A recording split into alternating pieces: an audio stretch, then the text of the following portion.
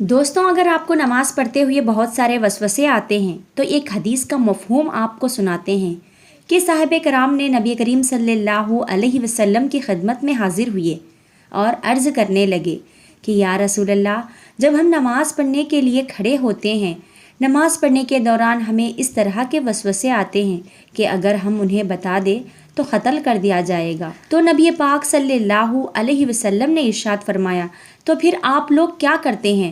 صحابہ کرام نے عرض کی، یا رسول اللہ، پھر ہم ان خیالات وسوسوں کو جھٹکنے کی کوشش کرتے ہیں۔ تو نبی کریم صلی اللہ علیہ وسلم نے ارشاد فرمایا کہ صاحبہ، یہ تم جھٹکنے کی کوشش کرتے ہو، یہ اصل میں تمہارے واسطے ایمان کی علامت ہے جو ان وسوسوں کے بیچ میں کھڑا ہو جاتا ہے۔ تو پتہ چلا کہ اگر آپ کو وسوسے آتے ہیں تو پریشان ہونے کی ضرورت نہیں ہے، آپ ان خیالات اور وسوسوں کو جھٹکنے کی کوشش کیا کریں۔ جو شخص سورہ کوثر کی ہر روز تلاوت کرتا ہے تو اللہ تعالیٰ اس انسان کے رزق میں اضافہ فرما دیتا ہے اور اس کے مال کو ہر بری نظر سے بچاتا ہے۔ اور دوستوں، اگر آپ کی شادی نہیں ہو رہی ہے اور آپ چاہتے ہیں کہ میری شادی اس جگہ پر ہو جو میرے لیے بہتر ثابت ہو، یا جس شخص کو اگر آپ پسند کرتے ہیں آپ اس کے ساتھ شادی کرنا چاہتے ہیں، تو کثرت کے ساتھ ہر روز سورہ کوثر پڑھنے کا معمول بنا لیجئے۔ انشاءاللہ اللہ کے فضل و کرم سے آپ کی شادی اپنی پسندیدہ شخص کے ساتھ ہوگی یا وہاں پر ہوگی جو آپ کے لیے بہتر ثابت ہوگی۔ نبی کریم صلی اللہ علیہ وسلم نے ارشاد فرمایا کہ کیا میں تمہیں جنتی عورتوں کے بارے میں نہ بتاؤں؟ تو ہم نے کہا کہ یا رسول اللہ، آپ ارشاد فرمائے۔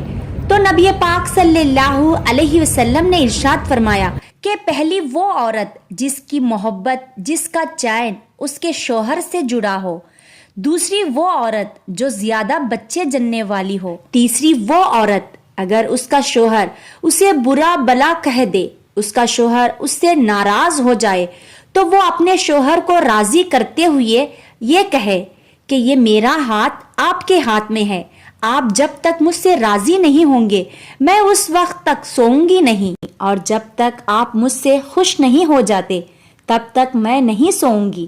یہ تینوں عورتیں جنتی ہیں۔ 4 شادیاں کرنا سنت ہے یا جائز ہے؟ 4 شادیاں کرنا جائز بھی ہے اور سنت بھی۔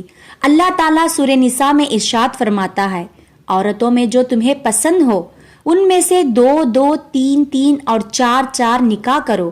اگر تمہیں خطرہ ہو کہ تم ان میں انصاف نہیں کر سکو گے تو پھر ایک ہی کافی ہے۔ ایک سے زیادہ شادیاں کرنے کی اجازت دی گئی ہے، لازمی کرنے کا حکم نہیں دیا ہے۔ یتیم عورتوں کو چھوڑ کر تم کسی بھی عورت سے جو تمہارے محروم نہ ہو نکاح کر سکتے ہو۔ اسلام کہتا ہے اگر انصاف کر سکو تو زیادہ شادیاں کرو، ورنہ قیامت کے دن اللہ اس کو آدھا اٹھائے گا۔ اللہ نے مرد کو اجازت دی ہے کہ وہ 4 شادیاں کرے، عورت کو اجازت نہیں ہے، کیونکہ عورت زینت ہوتی ہے، مرد کی عزت ہوتی ہے۔ عورت جس کے نکاح میں ہوتی ہے اس کی شان ہوتی ہے، اور طلاق اس وجہ سے ہوتے ہیں کہ لوگوں میں پیشنٹ لیول ختم ہو گیا ہے۔ مرد کی شان اتنی بڑھ گئی ہے، اگر عورت مرد سے کچھ کہے تو اس کی عزت میں بات آ جاتی ہے۔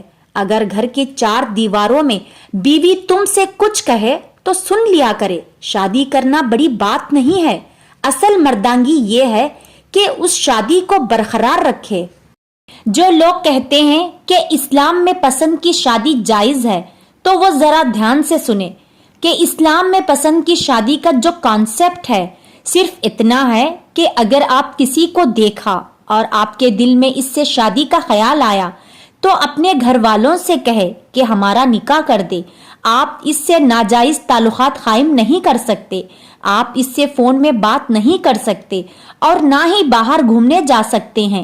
اسلام میں پسند کی شادی کا کانسیپٹ یہ ہے کہ آپ پہلے شادی کریں اور اس کے بعد گھومے پھرے۔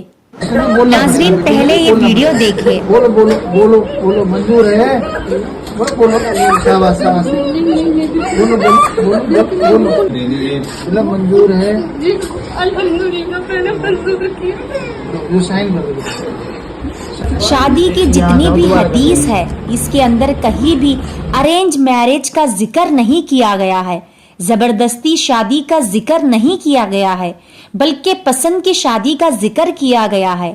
اور ہم زبردستی اپنے بچوں کو کسی کے ساتھ باندھ دیتے ہیں۔ نکاح وہی ہوتا ہے جس میں لڑکا اور لڑکی راضی ہو، ورنہ وہ زنا ہوگا۔ اسلام میں آپ کو کس نے یہ حق دیا ہے کہ آپ اپنے بچوں کو مرضی کی شادی کرنے سے روکا گیا؟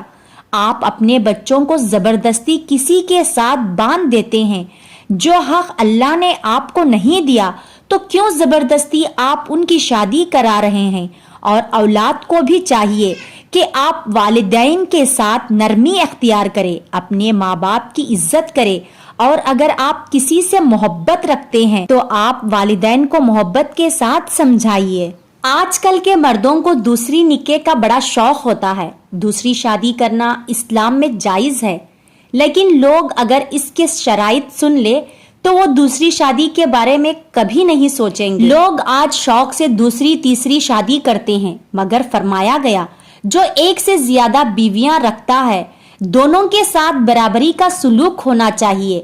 جتنے دن ایک بیوی کے گھر میں رہتا ہے اتنے دن دوسری بیوی کے گھر میں رہے گا۔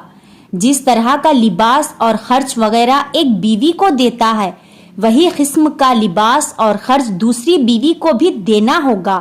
اگر برابری کا سلوک نہیں کرے گا تو قیامت کے دن اللہ اس کو اٹھائے گا۔ جو میاں بیوی دنیا میں پیار و محبت سے رہتے ہیں وہ جنت میں بھی ایک ساتھ رہیں گے، اور قرآن کہتا ہے وہ تکیہ لگا کر تختوں پر بیٹھیں گے اور اللہ کا دیدار کریں گے۔ حدیث پاک میں ہے وہ تکیہ لگا کر میاں بیوی بیٹھیں گے اور اللہ کا دیدار کریں گے۔ اللہ کو کیسے دیکھیں گے؟ تو میرے آقا صلی اللہ علیہ وسلم فرماتے ہیں جیسے تم آسمان میں چاند کو دیکھتے ہو ویسے تم اللہ کا دیدار کرو گے۔ سبحان اللہ۔ ایک بار حضرت فاطمہ رضی اللہ تعالی عنہا قرآن پاک کی تلاوت کر رہی تھی۔ تھوڑی ہی دور میں حضرت علی بیٹھے ہوئے تھے۔ درمیان میں ایک آیت آئی جسے حضرت فاطمہ رضی اللہ تعالی عنہا آہستہ آواز میں پڑھی۔ اس آیت کا ترجمہ تھا ایک مرد 4 شادیاں کر سکتا ہے۔ جب انہوں نے یہ آیت پڑھی تو حضرت علی رضی اللہ تعالی عنہ نے مسکرا کر فرمایا، اے فاطمہ فکر مت کرو، میں صرف تم سے محبت کرتا ہوں اور میری زندگی میں ایک صرف تم ہی رہو گی۔ سبحان اللہ۔ ایک دن حضرت فاطمہ رضی اللہ تعالی عنہا بیمار تھی اور حضرت علی رضی اللہ تعالی عنہ آئے اور فرمایا، اے فاطمہ تمہاری ابھی کیا خواہش ہے؟ شہزادی نے فرمایا، میں آپ سے کوئی چیز طلب نہیں کروں گی چچا زاد۔ بس حضرت علی نے اصرار کیا تو شہزادی نے فرمایا، اے ابو الحسن میرے باپ نے مجھے وصیت کی ہے کہ میں آپ سے کوئی چیز طلب نہ کروں اور کوئی بوجھ نہ ڈالوں۔ تو حضرت علی رضی اللہ تعالی عنہ نے فرمایا کہ آپ کو میرے حق کی قسم کہ تم مجھ سے خواہش کرو۔ شہزادی نے فرمایا کہ اب جب آپ نے مجھے قسم دی ہے تو اگر کہیں سے انار مل جائے تو میرے لیے لے آئیے۔ بس حضرت علی رضی اللہ تعالی عنہ نے انار کی تلاش میں نکل گئے۔ حضرت علی رضی اللہ تعالی عنہ سے لوگوں نے کہا کہ انار کا موسم گزر گیا ہے، لیکن کچھ دن پہلے شمعون یہودی کے پاس کچھ انار تھے۔ حضرت علی رضی اللہ تعالی عنہ اس کے گھر کی طرف گئے اور دروازہ کھٹکھٹایا۔ حضرت علی رضی اللہ تعالی عنہ نے انار کے بارے میں پوچھا۔ شمعون نے کہا، میں نے کچھ دن پہلے سارے انار بیچ دیے، مگر یہ کہ امام جانتے تھے کہ اس کے پاس ایک انار ہے۔ حضرت علی رضی اللہ تعالی عنہ نے یہودی سے کہا کہ اگر گھر کے اندر تلاش کرو تو اس کے گھر کے دروازے کے پیچھے اس کی زوجہ کھڑی تھی۔ اس نے کہا، ہاں گھر کے اندر ایک انار ہے جس کو میں نے پتوں کے نیچے چھپایا ہوا ہے۔ بس حضرت علی رضی اللہ تعالی عنہ نے وہ انار 4 درہم میں شمعون سے خرید لیا۔ شمعون نے کہا کہ امیر المومنین ہر انار آدھا درہم کا ہے۔ حضرت علی رضی اللہ تعالی عنہ نے کہا کہ تیرے زوجہ نے انار کو اپنے فائدے کے لیے چھپایا ہوا تھا، 3.5 درہم اس کے لیے ہیں اور آدھا درہم تیرا ہے۔ اور حضرت علی رضی اللہ تعالی عنہ خوشی خوشی گھر کی طرف چل پڑے۔ راستے میں ایک شخص جو کہ بیمار تھا اس کی آواز سنی تو آپ رضی اللہ تعالیٰ عنہ اس مریض کی طرف چل پڑے۔ وہ مریض زمین پر لیٹا ہوا تھا۔ حضرت علی رضی اللہ تعالیٰ عنہ اس کے پاس بیٹھے، اس کے سر سے مٹی کو ہٹایا اور کہا کہ تمہارا تعلق کس قبیلے سے ہے؟ اس نے کہا کہ میں مدائن سے ہوں اور مجھ پر قرضے کا بوجھ ہے، اسی لیے حضرت علی رضی اللہ تعالیٰ عنہ کی خدمت میں مدینہ جاؤں، امید ہے کہ وہ میرا قرض ادا کر دیں گے جبکہ میں ابھی مریض ہوں۔ آپ دیکھ رہے ہیں۔ حضرت علی رضی اللہ تعالیٰ عنہ نے پوچھا، اے شخص تیرا ابھی کیا دل چاہ رہا ہے؟ اس نے کہا، میں انار کھانا چاہتا ہوں، اگر مل جائے۔ حضرت علی رضی اللہ تعالیٰ عنہ نے کہا، میرے پاس ایک ہی انار ہے جو میں نے خریدا ہے ایک مریض کے لیے جو میرے نزدیک بہت عزیز ہے، لیکن میں اس انار کو 2 حصوں میں تقسیم کرتا ہوں تاکہ تم محروم نہ رہو۔ بس حضرت علی رضی اللہ تعالیٰ عنہ نے انار کو کھلانا شروع کیا یہاں تک کہ اسے آدھا انار کھلا دیا۔ پھر اس شخص نے کہا، آدھا انار بھی کھلا دے تاکہ میری طبیعت بہتر ہو جائے۔ حضرت علی رضی اللہ تعالیٰ عنہ نے دل میں ہی کہا، یہ مرد بیمار اور غریب الوطن ہے، یہ اس انار کا زیادہ سزاوار ہے، شاید خدا کی طرف سے فاطمہ رضی اللہ تعالیٰ عنہا کے لیے کوئی کشادگی ہو جائے۔ پھر حضرت علی رضی اللہ تعالیٰ عنہ نے وہ آدھا انار بھی اس مریض کو دے دیا، جبکہ شہزادی رضی اللہ تعالیٰ عنہا سے دل ہی دل میں شرمندہ تھے۔ راہ چلتے ہوئے یہاں تک کہ گھر پہنچے، دروازے کی شگاف سے شہزادی رضی اللہ تعالیٰ عنہا کی حالت کو دیکھا کہ شہزادی تشریف فرما ہے اور انار کا طبق سامنے رکھا ہوا ہے۔ انار کی طرف دیکھا تو پہچان گئے کہ یہ دنیاوی انار نہیں ہے۔ فرمایا کہ یہ انار تمہارے لیے کہاں سے آئے؟ تو شہزادی رضی اللہ تعالیٰ عنہا نے فرمایا کہ آپ کے جانے کے تھوڑی دیر بعد کسی نے دروازہ کھٹکھٹایا تو فیضہ نے دروازہ کھولا، دیکھا ایک مرد انار کا طبق ہاتھوں میں اٹھائے ہوئے ہیں۔ اس مرد نے ہم سے کہا کہ امیر المومنین رضی اللہ تعالیٰ عنہ نے اس انار کی تشت کو حضرت فاطمہ رضی اللہ تعالیٰ عنہما کے لیے بھجوایا ہے۔